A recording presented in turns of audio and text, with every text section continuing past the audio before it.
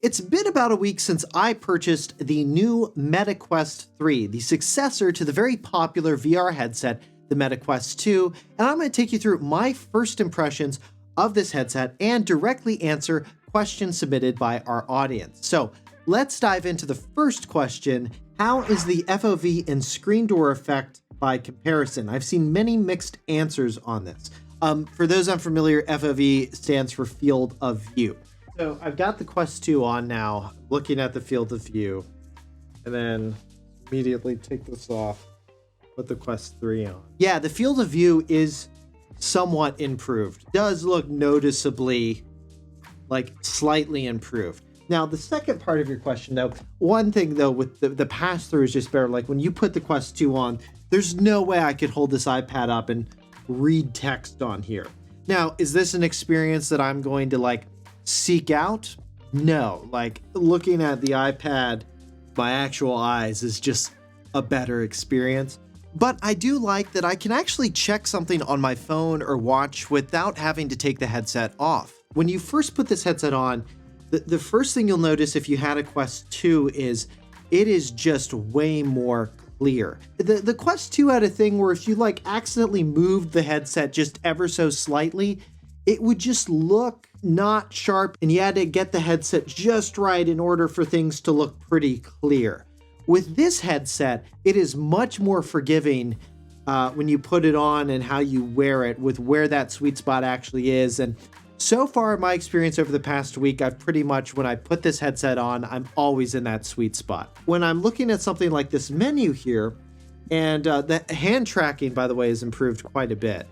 So I can just kind of take this menu and just pull it around. It's still kind of wild to see a thing being drawn by a computer in my environment, in my field of view, that I can just go and just pinch with my finger and just drag around my studio here. Like, that is wild. Same thing with the mixed reality game that comes with the Quest 3. It's a pretty compelling experience and kind of crazy when you see this alien rocket ship blast a hole through your ceiling. So there's that element of just novelty, obviously, with the new mixed reality experience. Now, the last part of your question is the screen door effect.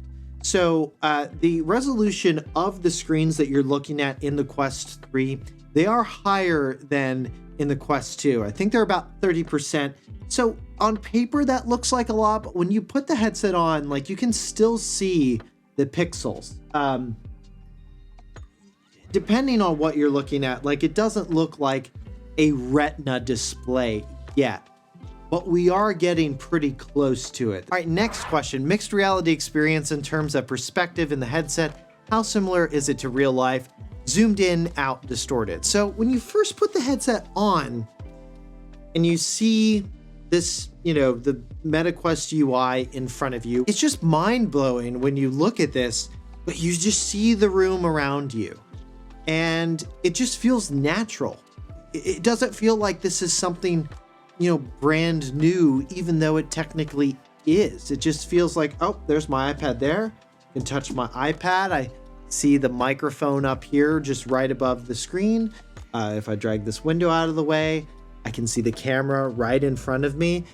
And that just feels like it should. Now, does it feel distorted? Perspective-wise, the perspective looks pretty much exact to real life when you're looking dead ahead. Where things get a little weird, though, is when these cameras that are making up the field of view you see in mixed reality, when they overlap. When you move your hands around too, that's where the kind of illusion of you don't have a headset on really falls apart, because it warps a little bit. Or when you look up, like I can see this mic, depending on how I look at it, the mic moves in a way that it just would not. Now, before I move on to our next question, here's a quick message from today's sponsor, Soundcore. The Soundcore Liberty 4 NC earbuds are the latest buds from Soundcore, the audio division of Anchor. They feature active noise cancellation that adapts to each ear and the environment in real time, with Soundcore's adaptive ANC 2.0, which creates a new sound filter curve every time the user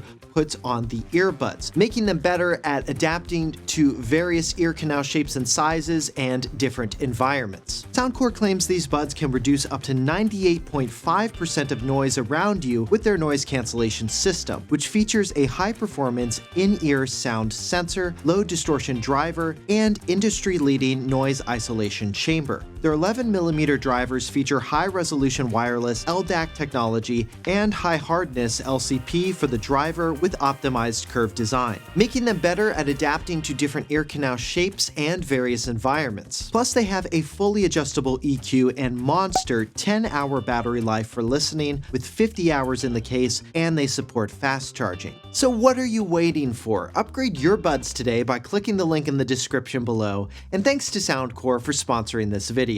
Alright, next question. I've always had issues with the Quest 2 since those 3 levels of adjustments for lenses were not enough. Is this better with the Quest 3?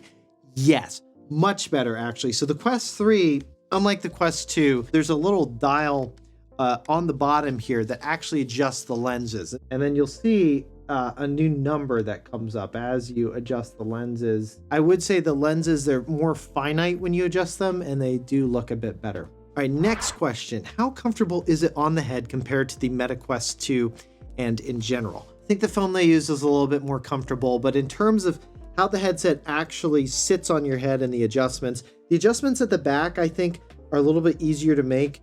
When you stick it on your face, it doesn't stick out as far from your face. One other thing that you'll definitely know with this headset, so there is an exhaust fan in the Quest 3, and it's just slowly just kind of pushing out hot air out above here, which is really smart from a physics standpoint, but also not something that I remember noticing a lot on the Quest 2, but it is definitely there on the Quest 3. If it wasn't for the review, would you use it regularly? It really depends on what you're planning to use the Meta Quest 3 for. For me, the game that keeps me coming back into Quest every so often is still Beat Saber, just to get my heart rate up, do something to music, and just kind of feel active. That's still the app that probably gets me into VR the most.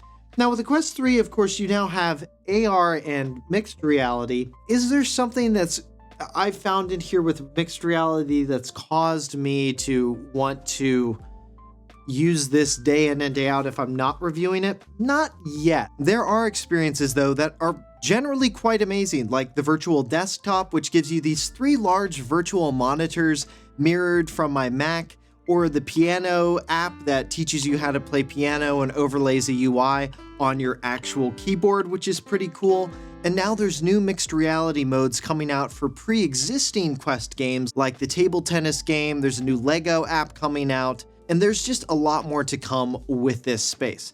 The Meta Quest 3, if anything so far, has been a really good demo of where mixed reality and AR is going to continue to go and where it's likely going to get better. And it's also kind of a preview of what to expect with the Vision Pro when that comes out. Obviously, that's a very expensive device. If Apple can do what the Quest 3 can do, but with Retina displays, and make it look much more like you're not looking through a display, and then it's integrated with the Apple ecosystem, like, that's actually going to be pretty compelling. Some of the long-standing issues with VR headsets, though, still appear with the Quest 3. When I wear this for long periods of time, just like with the Quest 2, my eyes still feel kind of fatigued, and you do also still have issues with motion sickness that you'll get with this, especially if you get an occasional glitch with the, what you're looking at in your surrounding environment, or you've accidentally started moving around, but you're going into an app. Don't do that, because it'll kind of glitch out on you, and then it could make you queasy. All right, and the last question here, can you still use Rookie or side quests? Don't know about Rookie. From what I've seen, yes, you can use side quests. Oh, and one last thing to mention that I definitely noticed with the Quest 3 is sound. Sound just sounds a bit more fuller with this. It sounds better, and it's noticeably less.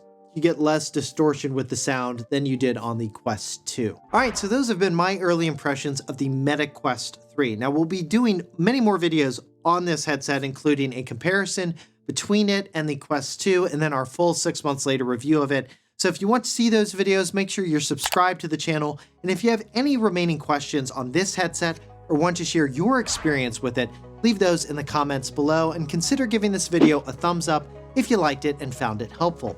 And to see more of our videos on VR and AR headsets, you can get to those by clicking on the videos above. For 6 months later, I'm Josh Tedder. Thanks for watching.